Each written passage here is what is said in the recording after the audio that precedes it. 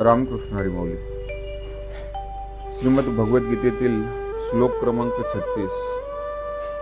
अर्जुनाचा श्रीकृष्ण परमात्म्याशी केला जाणारा जो संवाद आहे त्यातील हा श्लोक आहे. अर्जुनाची अवस्था, अर्जुनाची मनस्थिती ही दोलायमान झालेली आहे.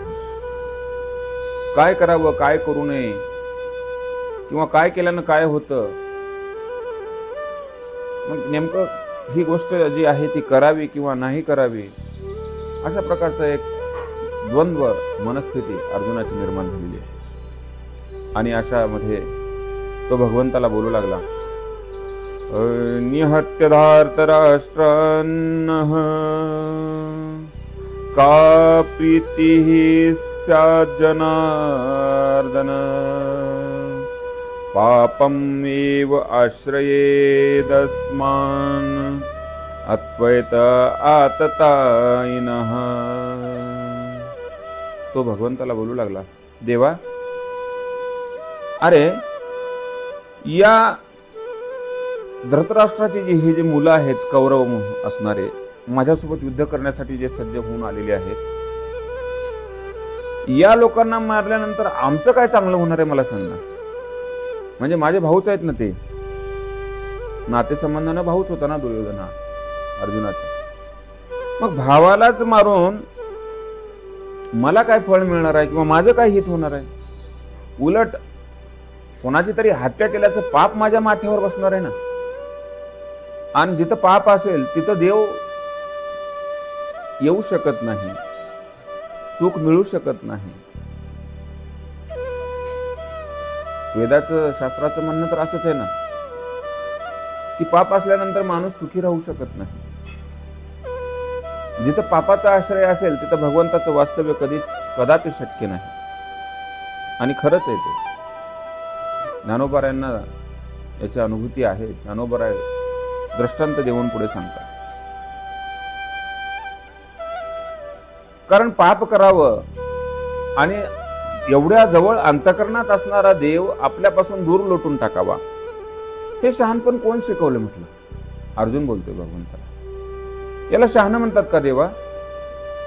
जवळ असणारा जो परमात्मा आहे, जो सतचित आनंद स्वरूप भगवंत आहे, त्या भगवंताला दूर लोटावं आणि पापाला जवळ घ्यावं, हे तरी मला योग्य वाटत नाही. आणि जर देवा माझ्याकडून हे पाप घडलं तर काय होईल? ज्याप्रमाणे ज्ञानोबाराय उदाहरण देतात महाराज.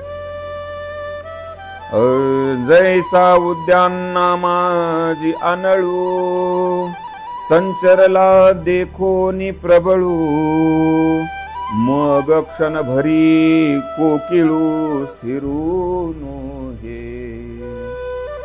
एखादं मोठं सुंदर असं अरण्य आहे, पण त्या अरण्यामध्ये जर वनवा लागला तर कोकिळ पक्षी जे झाडावर बसून अतिशय मधुर आवाजामध्ये गुंजारव करतं, तो कोकिळ पक्षी तिथं काही काळासाठी सुद्धा, एक क्षणासाठी सुद्धा थांबणार नाही. का?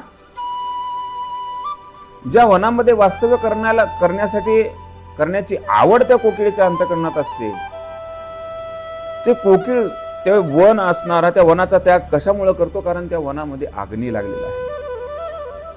तशाच पद्धतीनं माझ्या भावांची हत्या करून जे पाप माझ्याकडून होणार आहे, त्या पापाचा अग्नी माझ्या आयुष्यामध्ये जर लागला तर तुझ्यासारखा मधुर गुंजारव करणारा, तुझ्यासारखा कृपावंत असणारा परमात्मा माझ्यापासून दूर जाईल, याची मला भीती वाटते.